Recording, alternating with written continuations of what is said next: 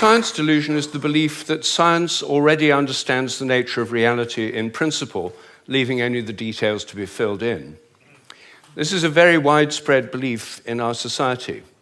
It's the kind of belief system of people who say, I don't believe in God, I believe in science.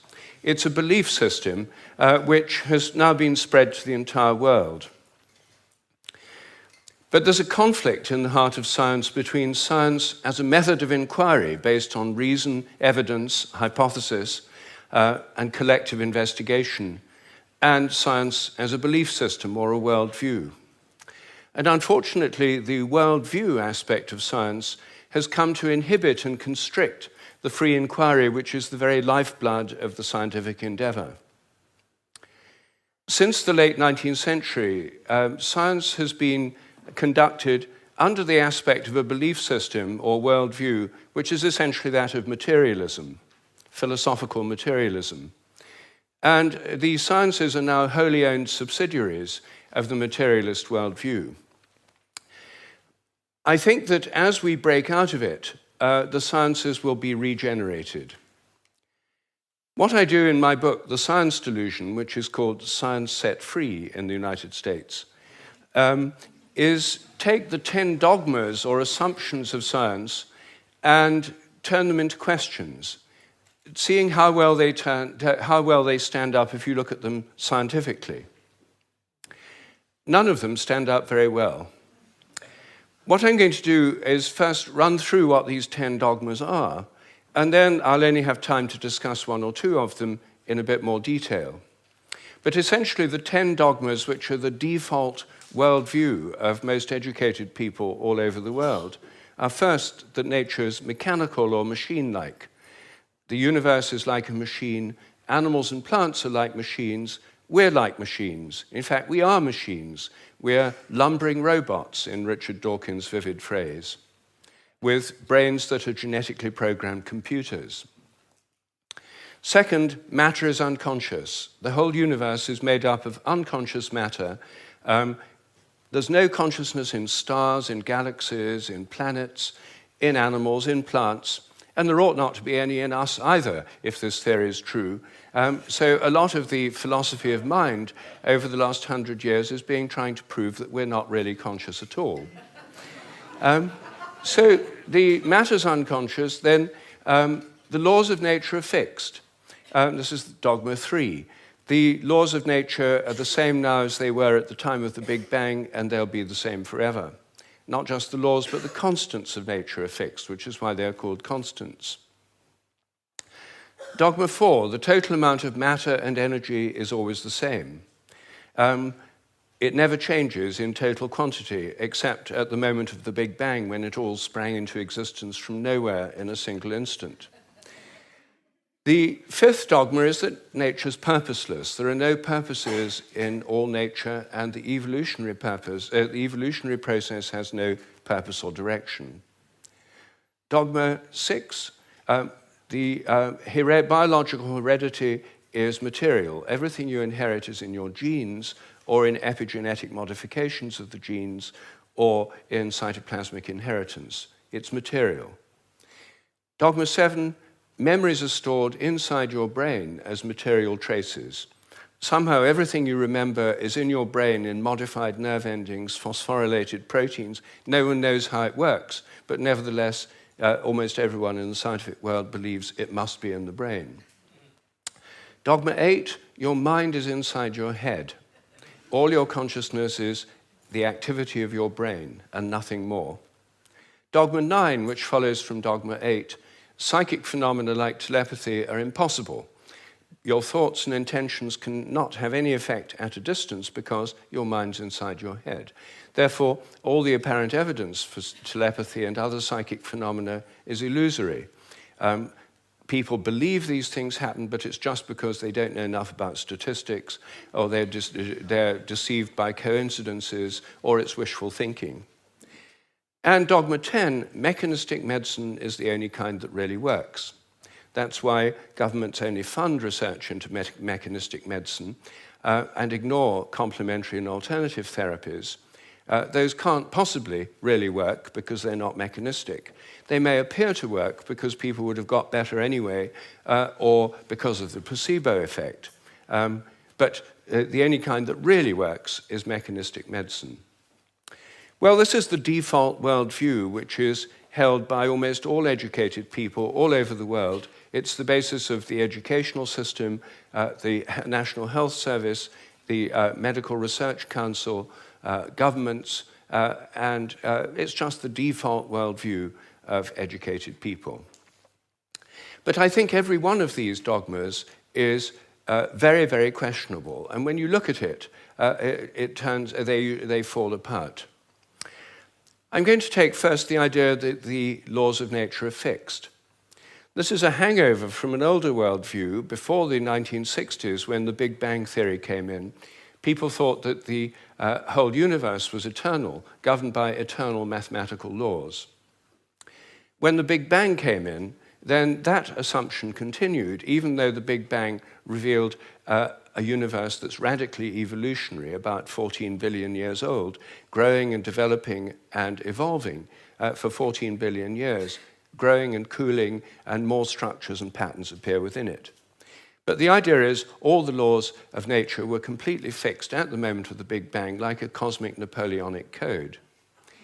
As my friend Terence McKenna used to say, modern science is based on the principle, give us one free miracle and we'll explain the rest. And the one free miracle is the appearance of all the matter and energy in the universe and all the laws that govern it from nothing in a single instant. Well, in an evolutionary universe, why shouldn't the laws themselves evolve? After all, human laws do, and the idea of laws of nature is based on a metaphor with human laws. It's a very anthropocentric metaphor. Only humans have laws. In fact, only civilized societies have laws. As C.S. Lewis once said, to say that a stone falls to earth because it's obeying a law makes it a man and even a citizen. It's a metaphor that we've got so used to, we forget it's a metaphor. In an evolving universe, I think a much better idea is the idea of habits. I think the habits of nature evolve. The regularities of nature are essentially habitual. This was an idea put forward at the beginning of the 20th century by the American philosopher C.S. Peirce.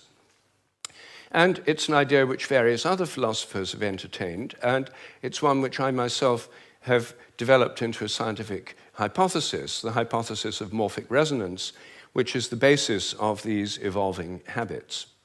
According to this hypothesis, everything in nature has a kind of collective memory. Resonance occurs on the basis of similarity. As a young giraffe embryo grows in its mother's womb, it tunes in to the morphic resonance of previous giraffes. It draws on that collective memory. It grows like a giraffe, and it behaves like a giraffe because it's drawing on this collective memory. It has to have the right genes to make the right proteins, but genes, in my view, are grossly overrated. They only account for the proteins that the organism can make, not the shape or the form or the behavior. Every species has a kind of collective memory. Even crystals do. This theory predicts that if you make a new kind of crystal for the first time, the very first time you make it, it won't have an existing habit. But once it crystallizes, then the next time you make it, there'll be an influence from the first crystals to the second ones all over the world by morphic resonance. It'll crystallize a bit easier. The third time, there'll be an influence from the first and second crystals. There is, in fact, good evidence that new compounds get easier to crystallize all around the world, just as this theory would predict. It also predicts that if you train animals to learn a new trick, for example, rats learn a new trick in London, then all around the world, rats of the same breed should learn the same trick quicker just because the rats have learned it here.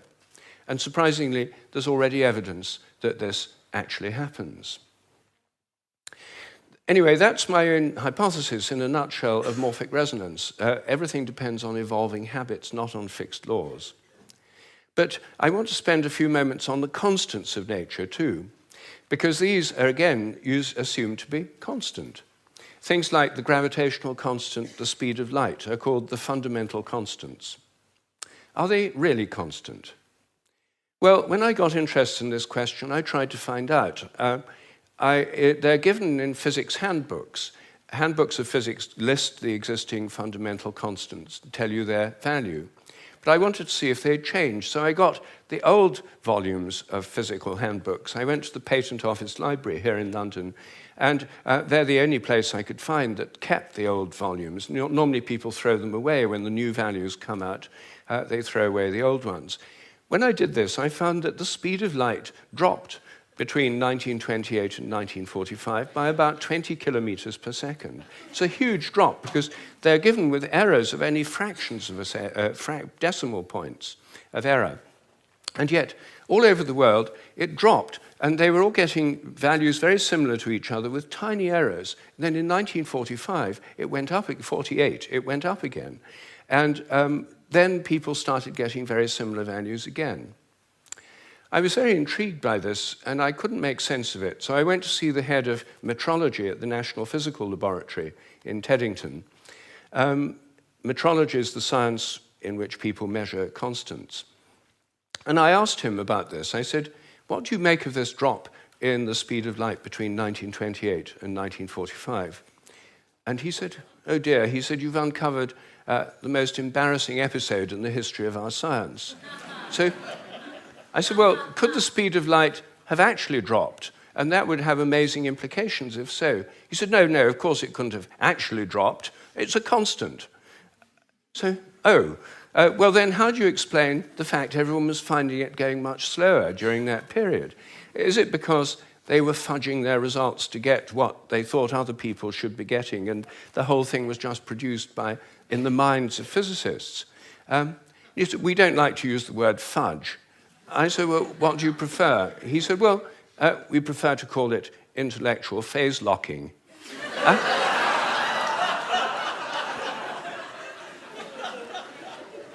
So I said, well, if it was going on then, how can we be so sure it's not going on today? And that the present values are produced by intellectual phase locking. And he said, oh, we know that's not the case. I said, how do we know? He said, we've solved the problem. And I said, well, how? He said, well, we fixed the speed of light by definition in 1972. So I said, but it might still change. He said, yes, but we'd never know it because we've defined the meter in terms of the speed of light. So the units had changed with it. So he looked very pleased about that. They'd fixed that problem. But I said, well, then what about big G, the gravitational constant known in the trade as big G? It's written with a capital G, Newton's universal gravitational constant. That's varied by more than 1.3% in recent years. And it seems to vary from place to place and from time to time. And he said, oh, well, those are just errors. And unfortunately, there are quite big errors with big G. So I said, well, what if it's really changing? I mean, perhaps it is really changing. And then I looked at how they do it. What happens is they measure it in different labs. They get different values on different days, and then they average them. And then other labs around the world do the same, and they come out usually with a rather different average. And then the International Committee on Metrology meets every 10 years or so and average the ones from labs around the world to come up with the value of big G. But what if G were actually fluctuating? What if it changed? There's already evidence, actually, that it changes throughout the day and throughout the year. What if the Earth, as it moves through the galactic environment, went through patches of dark matter or other environmental factors that could alter it? Maybe they all change together. What if these errors are going up together and down together? For more than 10 years, I've been trying to persuade metrologists to look at the raw data. In fact, I'm now trying to persuade them to put it online on the internet with the dates and the actual measurements and see if they're correlated, to see if they're all up at one time, all down at another. If so, they might be fluctuating together, and that would tell us something very, very interesting. But no one has done this. They haven't done it because G is a constant. There's no point looking for changes. You see, here's a very simple example of where a dogmatic assumption actually inhibits inquiry. I myself think that the constants may vary quite considerably, well, within narrow limits, but they may all be varying. And I think the day will come when scientific journals like Nature have a weekly report on the constants, like stock market reports in newspapers. You know, this week, big G was slightly up, the charge on the electron was down, the speed of light held steady, and so on. That's one area, just one area where I think thinking less dogmatically could open things up. One of the biggest areas is the nature of the mind. This is the most unsolved problem, as Graham just said, that science simply can't deal with the fact we're conscious. And it can't deal with the fact that our thoughts don't seem to be inside our brains. Our experiences don't all seem to be inside our brain. Your image of me now doesn't seem to be inside your brain, yet the official view is there's a little Rupert somewhere inside your head, and everything else in this room is inside your head. Your experience is inside your brain. I'm suggesting actually that vision involves an outward projection of images. What you're seeing is in your mind, but not inside your head. Our minds are extended beyond our brains in the simplest act of perception. I think that we project out the images we're seeing, and these images touch what we're looking at. If I look at you from behind, you don't know I'm there. Could I affect you? Could you feel my gaze? There's a great deal of evidence that people can. The sense of being stared at is an extremely common experience, and recent experimental research suggests it's real. Animals seem to have it too. I think it probably evolved in the context of predator-prey relationships. Prey animals that could feel the gaze of a predator would survive better than those that couldn't. This would lead to a whole new way of thinking about ecological relationships between predators and prey, also about the extent of our minds. If we look at distant stars, I think our minds reach out in a sense to touch those stars and literally extend out over astronomical distances. They're not just inside our heads. Now, it may seem astonishing that this is a topic of debate in the 21st century. We know so little about our own minds that where our images are is a hot topic of debate within consciousness studies right now. I don't have time to deal with any more of these dogmas, but every single one of them is questionable. If one questions it, new forms of research, new possibilities open up. And I think as we question these dogmas that have held back science so long, science will undergo a reflowering, a renaissance. I'm a total believer in the importance of science. I've spent my whole life as a research scientist, my whole career.